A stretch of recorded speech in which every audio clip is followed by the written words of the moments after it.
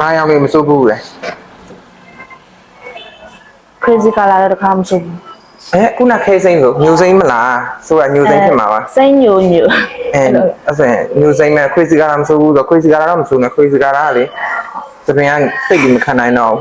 အမဲနဲ့အောက်ကဟာနေရလေကွာရဲဆိုတော့လေအဲ့တော့မစိုးသေးနဲ့အရောင်ပြောင်းလိုက်မယ်အညိုခမ်းမဟုတ်ပဲနဲ့လေနော်အရောင်ကမပြောမကြိုက်တဲ့ရောင်ရှိလား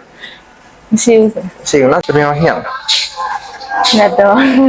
သူကမှတော့ ညှက်ထားကြားပြီလားဒါမှမမြင်ရဘူးလေ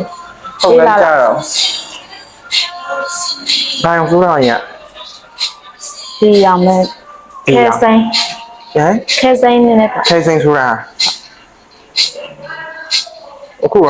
စိုးရှင်းနေရောင်ရှိလား ဒီလာရ လာလိုက်ရအောင်ပြီအဲ့ဆိုရင်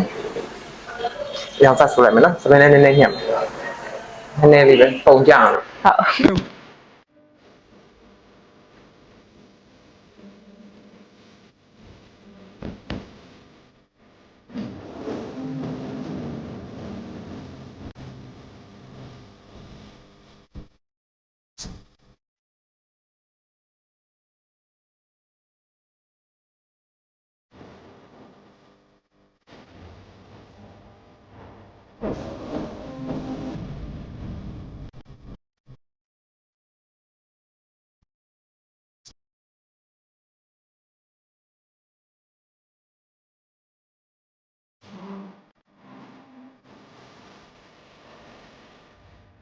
ီ